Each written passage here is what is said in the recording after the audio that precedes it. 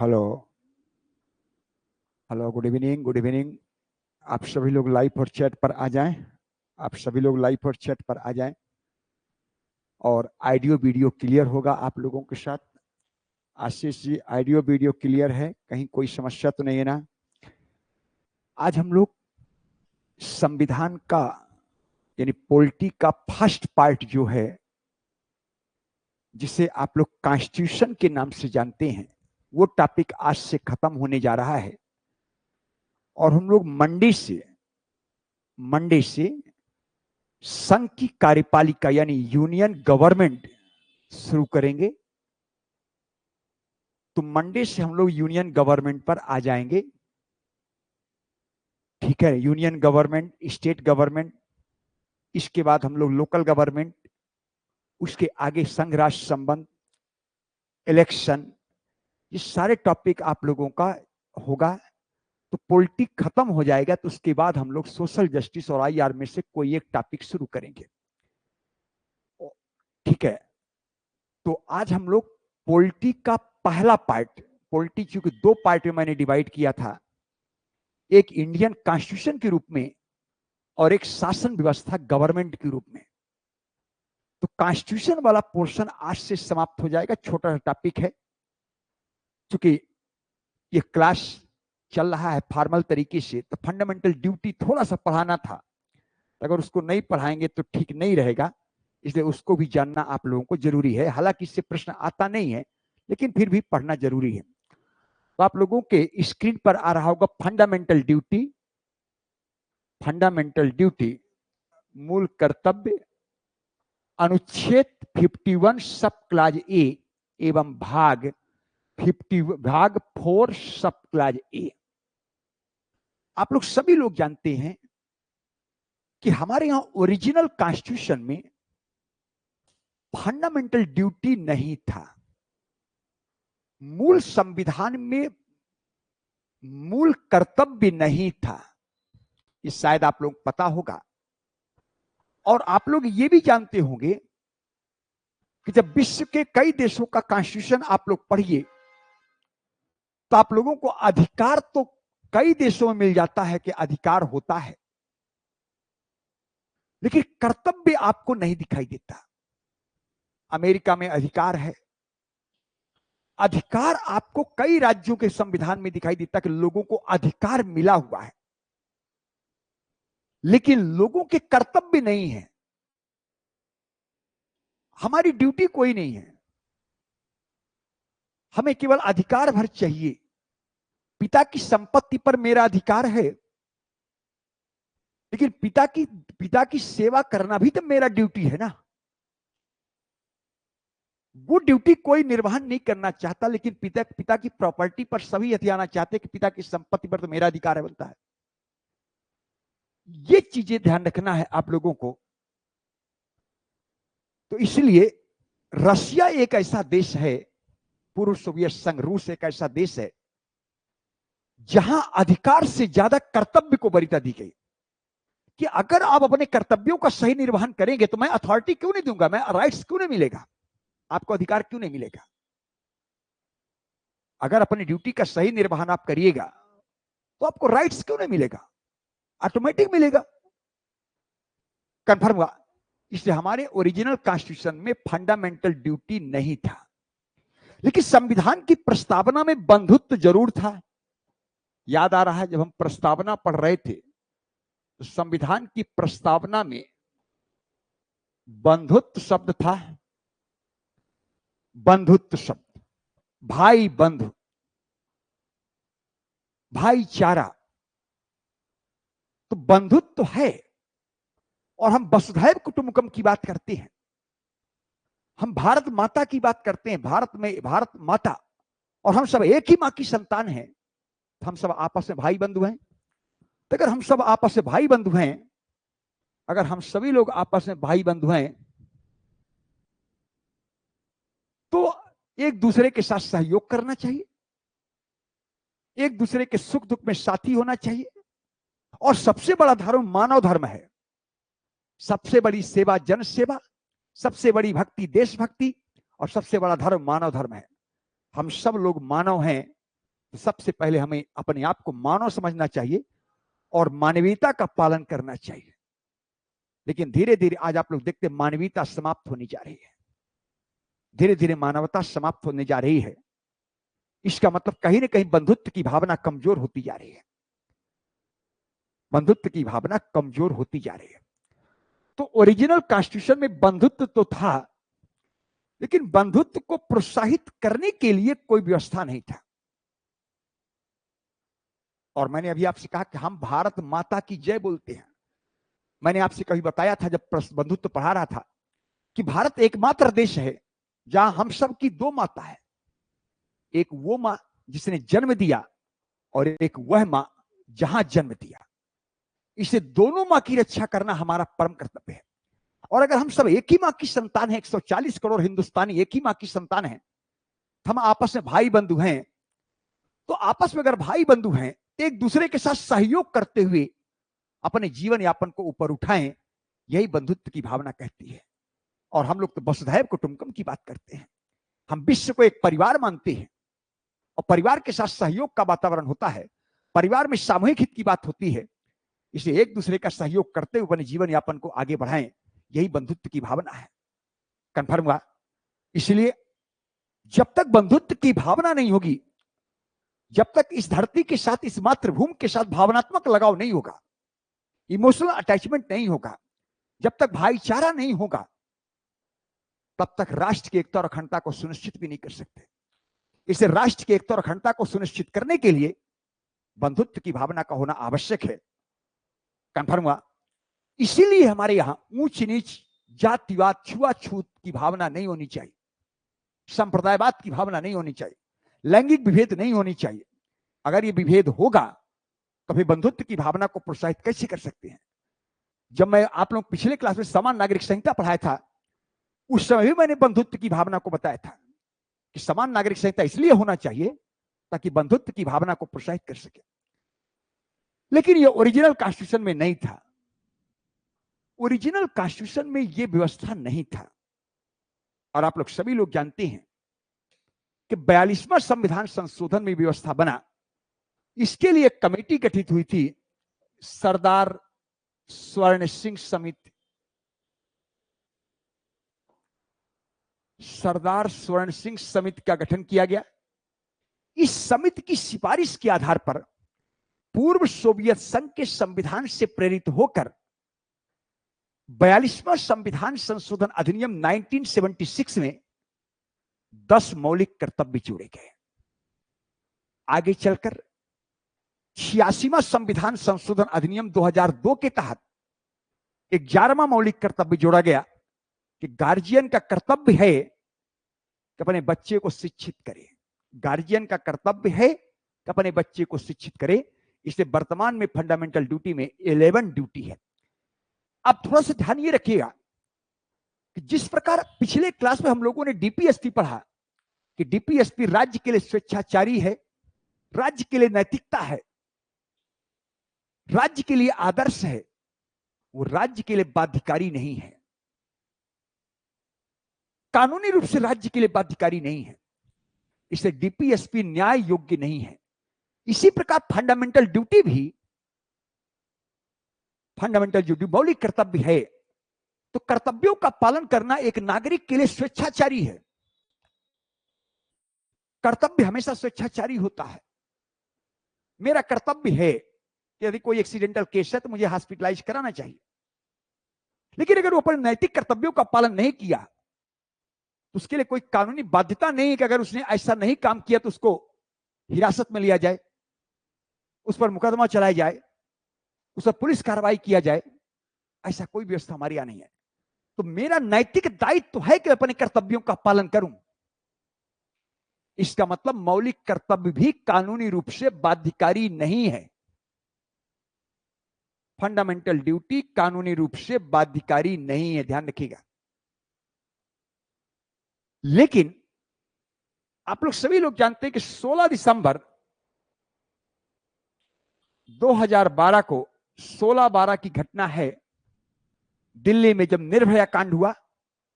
16/12 घटना दिल्ली में जब निर्भया कांड हुआ आप लोग सभी लोग शायद इस केस से परिचित होंगे और 4 लोगों को फांसी की सजा भी हो चुका है। तो जब ये निर्भया कांड हुआ था उस समय रात के करीब करीब 12 ही बजे थे और ऐसा कहा 100 मीटर की दूरी पर पुलिस वैन भी था। और 12 बजे दिल्ली में ऐसा नहीं है कि चहल पहल ना हो,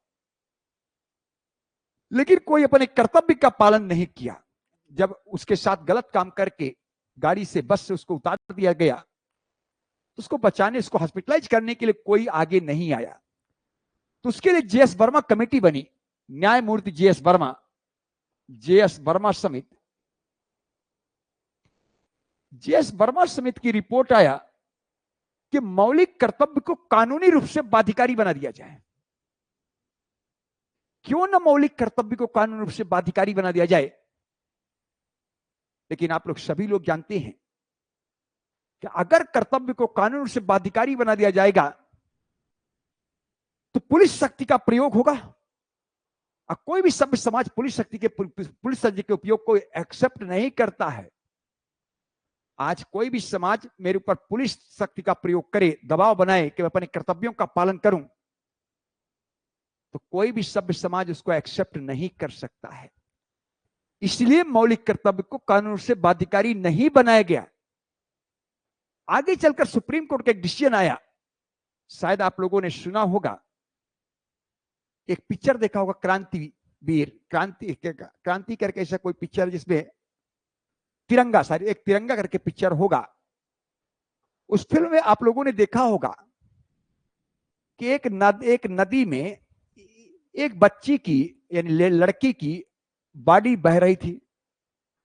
ये 3 लड़के नदी क्रॉस कर रहे थे मोटर कार से, तो इन लोगों ने उसको हॉस्पिटलाइज किया। तो इन पर पुलिस इंक्वायरी शुरू हो गई। आप लोग सभी लोग जानते हैं कि हमारे यहां कोई अगर एक्सीडेंटल केस है और उसको आप हॉस्पिटलाइज कराते हैं तो सबसे पहले पुलिस इंक्वायरी आप पर होगी। आप बताओ, अगर पुलिस इंक्वायरी मेरे ऊपर हो, मैं उसको हॉस्पिटलाइज कराया, मानव धर्म का पालन किया और हॉस्पिटलाइज कराने के कारण मुझसे अगर पुलिस इंक्वायरी होगी तो कोई एक्सीडेंटल केस को हॉस्पिटलाइज कराएगा? कभी नहीं कराएगा। इसलिए मैं अपने नैतिक दायित्व का पालन नहीं कर पा रहा था, क्योंकि अगर एक्सीडेंटल केस को हम हॉस्पिटलाइज कराते हैं तो सबसे पहले पुलिस इंक्वायरी हमारे ऊपर ही होगी। अगर निर्भया केस हुआ और उसमें कोई नागरिक आगे बढ़ करके अपने कर्तव्य का निर्वहन करता तो हो सकता पुलिस इंक्वायरी उस पर होती। इस कारण नागरिक कर्तव्य के पालन करने से व्यक्ति डरता है, बचता है। तो सुप्रीम कोर्ट का एक डिसीजन आया, बहुत क्रांतिकारी निर्णय आया कि अगर कोई एक्सीडेंटल केस है और उस केस को कोई भी नागरिक हॉस्पिटलाइज कराता है तो उस पर कोई पुलिस इंक्वायरी नहीं होगी। और जब से डिसीजन आया तो हर नागरिक अपने कर्तव्यों का निर्वहन कर रहा है। हर नागरिक अपने कर्तव्य का निर्वहन कर रहा है, कहीं कोई समस्या नहीं है।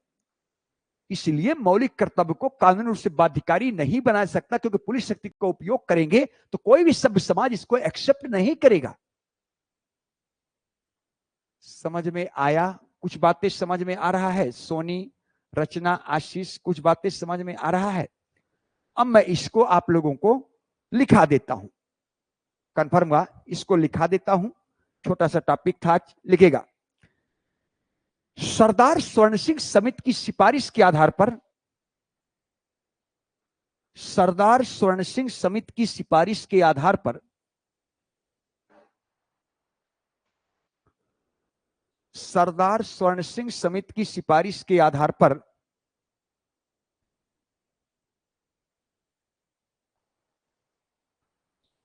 बंधुत्व की भावना को प्रोत्साहित करने के लिए,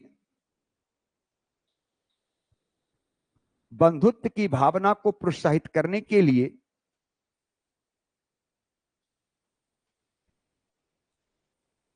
बंधुत्व की भावना को प्रोत्साहित करने के लिए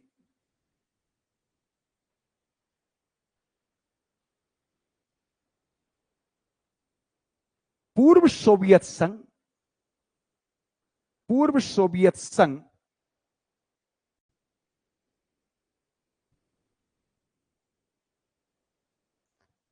पूर्व सोवियत संघ के संविधान से प्रेरित होकर, पूर्व सोवियत संघ के संविधान से प्रेरित होकर 42वां संविधान संशोधन अधिनियम 42वां संविधान संशोधन अधिनियम 1976 में 1976 में 1976 में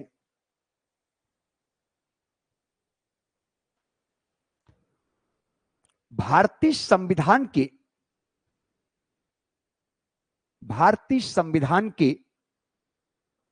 भाग 4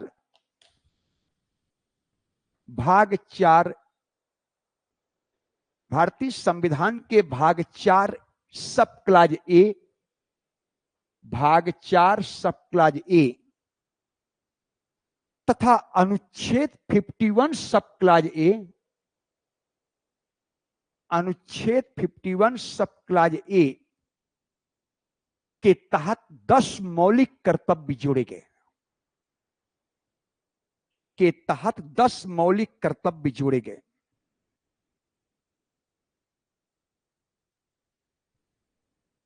दस मौलिक कर्तव्य जोड़े गए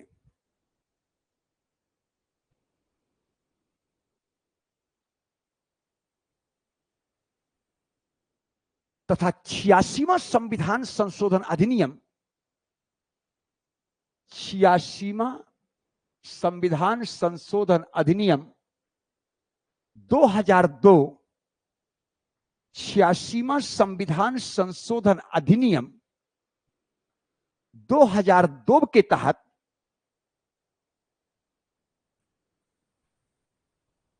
गार्जियन का कर्तव्य है,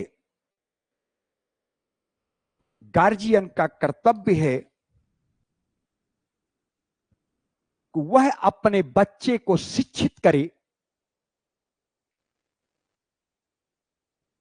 वह अपने बच्चे को शिक्षित करे। ये 11वां मौलिक कर्तव्य है, यह 11वां मौलिक कर्तव्य, 11वां मौलिक कर्तव्य है।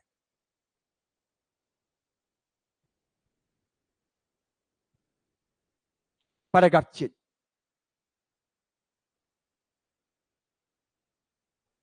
विश्व के किसी भी लोकतांत्रिक संविधान में, विश्व के किसी भी लोकतांत्रिक संविधान में जापान को छोड़कर, विश्व के किसी भी लोकतांत्रिक संविधान में जापान को छोड़कर मूल कर्तव्य का उल्लेख नहीं किया गया।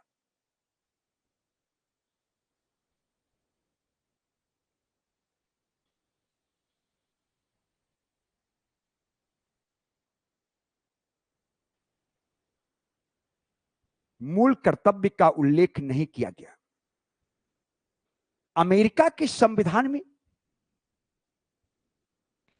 अमेरिका के संविधान में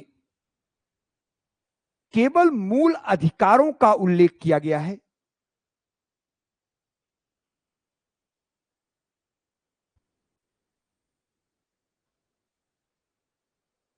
इसके विपरीत, इसके विपरीत साम्यवादी संविधानों में, साम्यवादी संविधानों में, साम्यवादी संविधानों में अधिकारों की अपेक्षा, अधिकारों की अपेक्षा, अधिकारों की अपेक्षा मूल कर्तव्य पर विशेष बल दिया गया, मूल कर्तव्य पर विशेष बल दिया गया।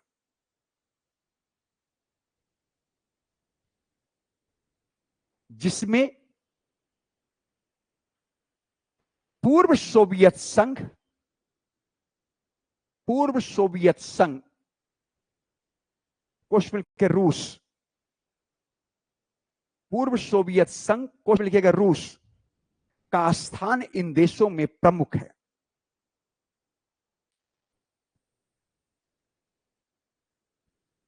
इन देशों में प्रमुख है। कंटिन्यू करेगा। सोवियत संघ के संविधान के अनुसार, पूर्व सोवियत संघ के संविधान के अनुसार,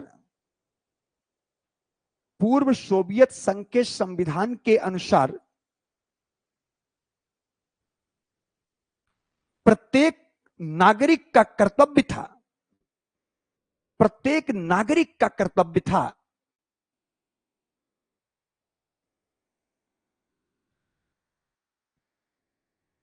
प्रत्येक नागरिक का कर्तव्य था कि वह देश के संविधान का पालन करे, देश के संविधान एवं कानून का पालन करे,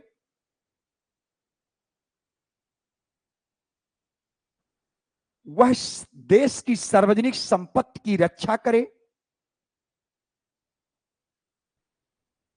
देश की सार्वजनिक संपत्ति की रक्षा करे,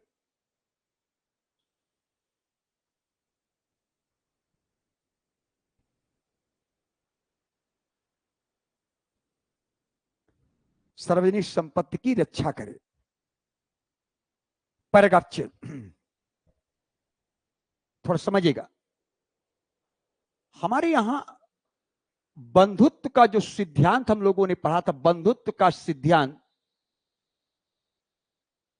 सहकारिता के सिद्धांत पर आधारित, सहकारिता,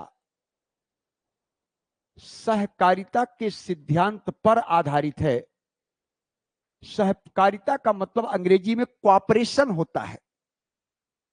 पब्लिक एडमिनिस्ट्रेशन में एक शब्द हम लोग कोऑर्डिनेशन पढ़ते हैं और एक शब्द हम लोग कोऑपरेशन पढ़ते हैं।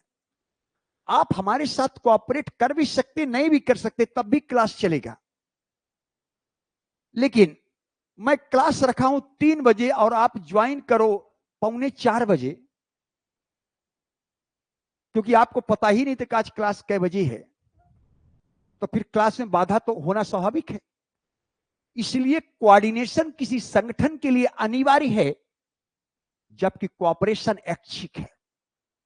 तो चूंकि बंधुत्व का सिद्धांत सहकारिता के सिद्धांत पर आधारित है और सहकारिता ऐच्छिक है, कोऑपरेशन ऐच्छिक है, इस कारण मौलिक कर्तव्य न्याय योग्य नहीं है,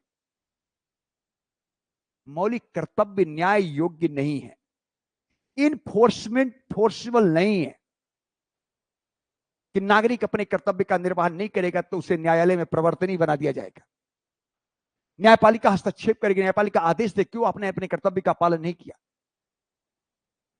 इसका मतलब इनफोर्सेबल नहीं है, न्याय योग्य नहीं है, प्रवर्तनी नहीं है।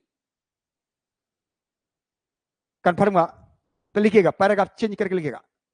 चूंकि बंधुत्व का सिद्धांत, चूंकि बंधुत्व का सिद्धांत, चूंकि बंधुत्व का सिद्धांत सहकारिता के सिद्धांत पर आधारित है, सहकारिता कोऑपरेशन, कोऑपरेशन सहकारिता के सिद्धांत पर आधारित है,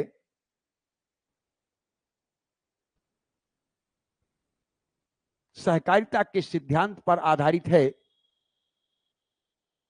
जो कि स्वैच्छिक है, जो कि स्वैच्छिक है, न कि बाध्यकारी, न कि बाध्यकारी। इस कारण मौलिक कर्तव्य न्याय योग्य नहीं है, मौलिक कर्तव्य न्याय योग्य नहीं है, मौलिक कर्तव्य न्याय योग्य नहीं है। लेकिन न्यायमूर्ति जेएस वर्मा समिति ने सिफारिश किया,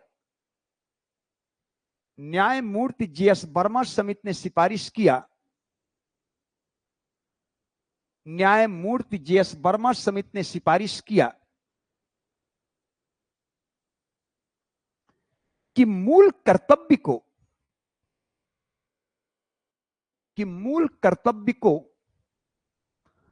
कानूनी रूप से बाध्यकारी बना देना चाहिए, कि मूल कर्तव्य को कानूनी रूप से बाध्यकारी बना देना चाहिए।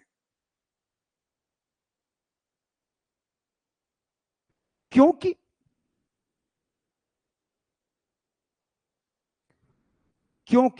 गत वर्षों में देखा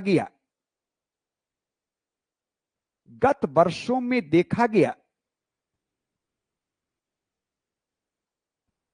कि मूल कर्तव्य के उल्लंघन के अधिक अवसर दिखाई दिए। गत वर्षों में देखा गया कि मूल कर्तव्य के उल्लंघन के अधिक अवसर दिखाई दिए। नागरिकों ने अपने कर्तव्य का निर्वहन नहीं किया। ये मामला कब की बात कर रहा हूं? 16/12 की बात कर रहा हूं।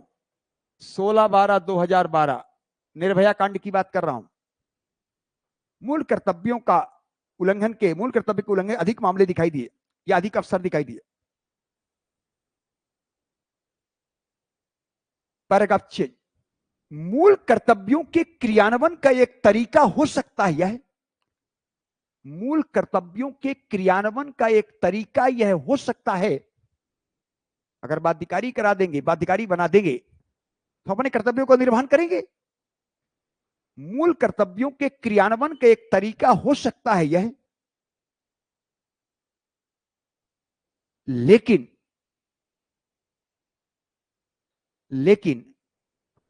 कोई भी सभ्य समाज यह अपेक्षा नहीं करता, कोई भी सभ्य समाज यह अपेक्षा नहीं करता कि मूल कर्तव्य का पालन कराने के लिए, कोई भी सभ्य समाज यह अपेक्षा नहीं करता कि मूल कर्तव्य का पालन कराने के लिए पुलिस शक्ति का प्रयोग किया जाए। मूल कर्तव्य का पालन कराने के लिए पुलिस शक्ति का प्रयोग किया जाए।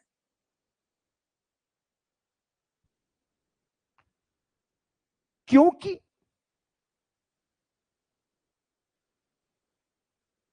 यदि पुलिस शक्ति का प्रयोग किया जाएगा, यदि पुलिस शक्ति का प्रयोग किया जाएगा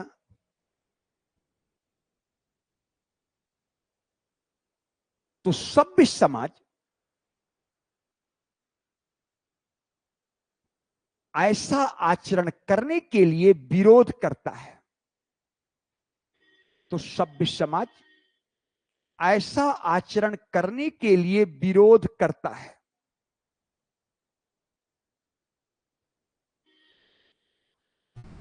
सभ्य समाज ऐसा आचरण करने के लिए विरोध करता है।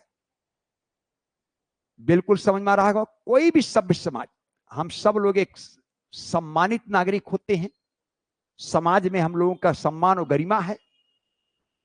आप लोग सभी लोग जानते हैं कि अगर आपके घर में पुलिस नॉक कर दे तो पूरे मोहल्ले के लोग आ जाते हैं इकट्ठा, क्या हो गया, पूछने लगते क्या हो गया था, पुलिस किस लिए आया था, आपस में डिस्कस करने को, यार उनके यहां तो पुलिस आया था। इसका मतलब पुलिस का नजरिया अभी भी हमारे समाज में निगेटिव है। तो कोई भी सभ्य समाज एक्सेप्ट करेगा ही नहीं कि पुलिस शक्ति का प्रयोग करके आप नागरिक कर्तव्यों का पालन कराएं।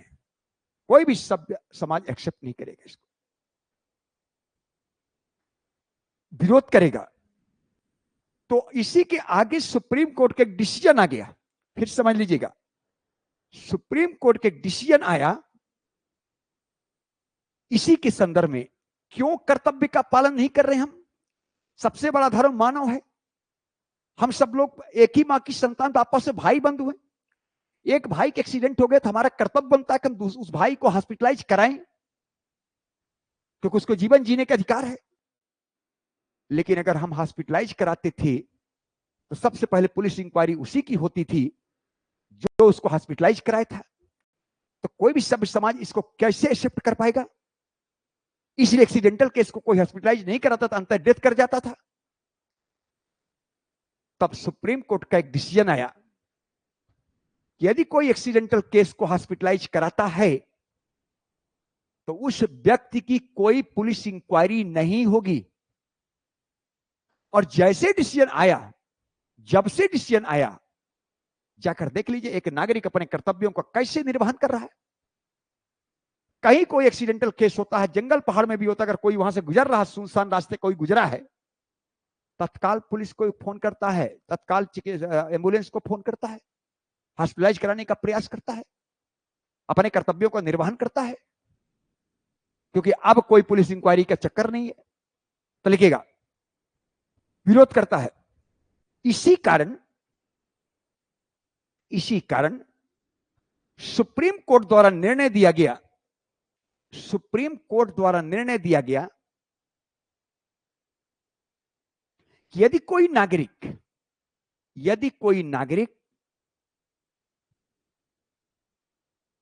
किसी नागरिक को, यदि कोई नागरिक किसी नागरिक को दुर्घटना के समय हॉस्पिटल पहुंचाता है, तो उसकी पुलिस इंक्वायरी नहीं होगी, उसकी पुलिस इंक्वायरी नहीं होगी। इस प्रकार इस निर्णय के माध्यम से मौलिक कर्तव्य को और व्यापक बनाया गया, मौलिक कर्तव्य को और व्यापक बनाया गया, और व्यापक बनाया गया, मौलिक कर्तव्य को और व्यापक बनाया गया। बिल्कुल क्लियर हो गया। अब सुप्रीम कोर्ट का डिसीजन है तो मौलिक कर्तव्य और व्यापक हो गए, बाध्यकारी बनाने की कोई आवश्यकता नहीं। पुलिस शक्ति का प्रयोग करेंगे तो कोई भी सभ्य समाज इसको स्वीकार नहीं करेगा, सभ्य समाज इसका विरोध करेगा। अच्छा हुआ सुप्रीम कोर्ट का डिसीजन आ गया कि अगर कोई नागरिक किसी नागरिक का किसी एक्सीडेंटल केस को हॉस्पिटलाइज कराता है तो उसकी कोई पुलिस इंक्वायरी नहीं होगी। Paragraph change. अब मूल कर्तव्यों के क्रियान्वयन का और तरीका हो सकता है, जैसा कि अन्य देशों में है। कानून से बाध्यकारी बनाकर के क्रियान्वयन नहीं करा और माध्यम है, लोगों में जागरूकता लाया जाए, जीवन शैली में समाहित कर लिया जाए। हम अक्सर देखते हैं कि रोड में अगर कोई पत्थर पड़ा है तो लोग साइड से काट कर निकल जाएंगे, उस पत्थर को हटाने का प्रयास नहीं करते, पहले उस पत्थर को हटा देंगे, किसी का भी एक्सीडेंट हो सकता है, जान जा सकती है। इसका मतलब है उसको जीवन शैली में समाहित कर दिया जाए। केला का छिलका, केला खाए, छिलका फेंक दिए, केले के छिलके से कोई भी फिसल सकता, हाथ पैर टूट सकता है। इसका मतलब इसका प्रचार प्रसार किया जाए, इसको जीवन शैली में समाहित किया जाए।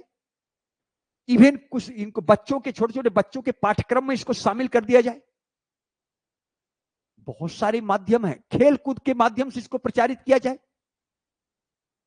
नाटक नौटंकी के माध्यम से इसको प्रचारित किया जाए।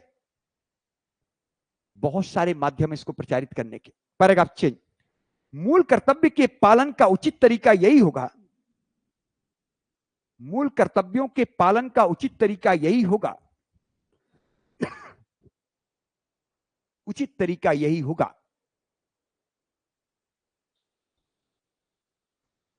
कि उसे लोगों के जीवन शैली में समाहित किया जाए,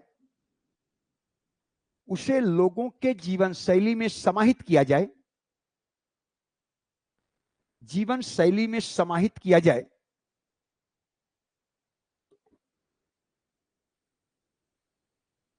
वह लोगों के जीवन शैली में, लोगों के जीवन शैली में समाहित किया जाए ताकि वह लोगों के सार्वजनिक जीवन का अनिवार्य अंग बन जाए, ताकि वह लोगों के सार्वजनिक जीवन का अनिवार्य अंग बन जाए। इसके लिए शिक्षण, इसके लिए शिक्षण,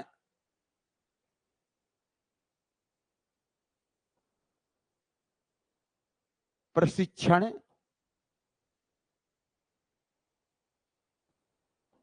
खेलकूद खेलकूद इत्यादि माध्यमों से किया जाना चाहिए।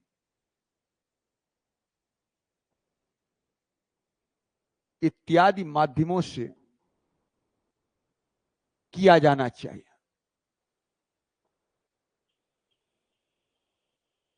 इत्यादि माध्यमों से किया जाना चाहिए, जिससे प्रत्येक व्यक्ति के अंतःकरण में ऐसे लक्षणों का स्वयं समावेश हो सके, ऐसे लक्षणों का स्वयं समावेश हो सके, स्वयं समावेश हो सके तथा ऐसा करने के लिए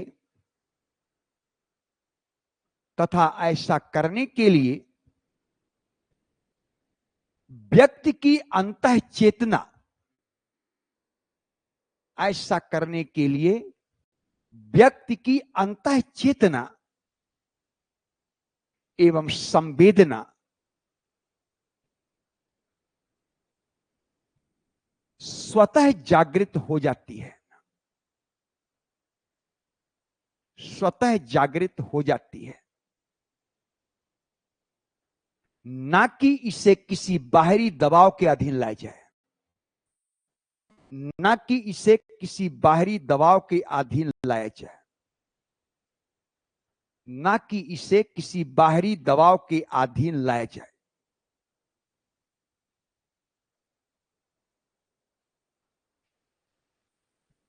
ना कि इसे किसी बाहरी दबाव के अधीन लाया जाए। Paragraph change. इसी उद्देश्य की पूर्ति के लिए, इसी उद्देश्य की पूर्ति के लिए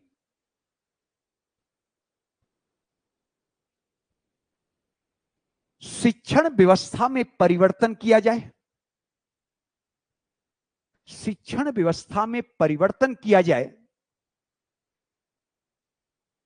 शिक्षण व्यवस्था में परिवर्तन किया जाए तथा शैक्षणिक पाठ्यक्रम में शामिल किया जाए, शैक्षणिक पाठ्यक्रम में शामिल किया जाए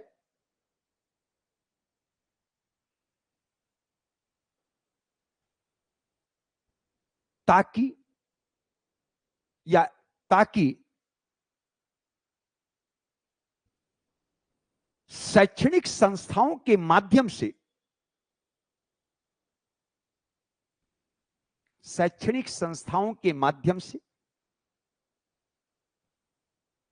इसका उचित निर्वहन करना चाहिए, शैक्षणिक संस्थाओं के माध्यम से इसका उचित निर्वहन करना चाहिए, जैसा कि ब्रिटेन एवं सिंगापुर में दिखाई देता है, जैसा कि ब्रिटेन एवं सिंगापुर में, सिंगापुर के पाठ्यक्रम में शामिल है, सिंगापुर में दिखाई देता है, दिखाई देता है। ठीक है, तो इसलिए इसको कानूनी रूप से बाध्यकारी नहीं बनाया जा सकता, बल्कि लोगों को जागरूक किया जाए, अंतःचेतना विकसित करने का प्रयास किया जाए, ताकि उनमें स्वतः ऐसी चेतना विकसित हो जाए कि हमें अपने कर्तव्यों का पालन करना चाहिए। शिक्षण प्रशिक्षण खेलकूद के माध्यम से, इसका नुक्कड़ सभाओं के माध्यम से, और हो सके तो शैक्षणिक पाठ्यक्रम में शामिल कर दो। सिंगापुर में बच्चों के पाठ्यक्रम में शामिल है, बच्चों को शुरुआत से ऐसे पाठ पढ़ाना चाहिए। लेकिन हमारे यहां तो आप लोग सभी लोग जानते हैं, नैतिक शिक्षा हमारे यहां यूपीएससी के सिलेबस में जोड़ा गया है, जबकि ये नैतिक शिक्षा तो हमको बच्चों को पहले ही पढ़ाना चाहिए था, पाठ्यक्रम बच्चों के पाठ्यक्रम में शामिल होना चाहिए, बच्चों के पाठ्यक्रम में शामिल होना चाहिए। लेकिन यूपीएससी के सिलेबस में, पीसीएस के सिलेबस में एथिक्स जोड़ा गया है। तो जब तक आप में नैतिकता का विकास नहीं होगा, जब तक आप नैतिकवान नहीं बनेंगे, और नैतिकता स्वेच्छाचारी बाध्यकारी नहीं है, और इसको प्रारंभिक शिक्षा में शामिल किया जाना चाहिए। यूपीएससी के सिलेबस शामिल करने से कौन सी आप में नैतिकता का विकास होने जा रहा है? जीवन भर अनैतिक काम किया, एकाएक कहां से नैतिक हो जाएंगे? तो अगर बच्चों में शिक्षा जोड़ दिया जाए, नैतिक शिक्षा का विकास अगर बच्चों में जोड़ दिया जाए, तो बच्चे प्रारंभ से नैतिकवान हो जाएंगे। तो आगे चलकर उनको इथिक्स पढ़ने की आवश्यकता नहीं है। उनको इथिक्स पढ़ने की आवश्यकता है, और इथिक्स पढ़ करके कोई इथिक्स इथिकल हो जाता है क्या? इसलिए इसका शिक्षण संस्था में जोड़ा जाए। ठीक है, तो चलिए ये टॉपिक थोड़ा सा खत्म हो गया है। अभी 4 बजे हम लोग पब्लिक एड पढ़ना है, ये मेरा टॉपिक था, इसको मुझे पढ़ाना था, इसलिए मैं आज पब्लिक एड क्लास लेट रखा हूं। ठीक है ना? मंडे से हम लोग पॉलिटी फिर शुरू करेंगे। अभी मैं 3 ही दिन ले रहा हूं, मंडे से फिर शुरू करेंगे, और आप लोगों को बाकायदे संघ की कार्यपालिका से क्लास शुरू हो जाएगा। ठीक है, तो हो सकता है मंडे से आप लोगों को दोनों बैच चले, पब्लिक एड भी चले, ये भी चले। ठीक है ना? लेकिन अभी 2-3 दिन यही चलेगा। तो कल हम लोग, आज अभी 4 बजे पब्लिक एड क्लास है। ठीक है ना? 4 बजे हम लोग मिलते हैं पब्लिक एड में। ठीक है, चलिए अभी 20 मिनट रेस्ट, 20 मिनट बाद फिर ज्वाइन करना है, 20 मिनट बाद फिर ज्वाइन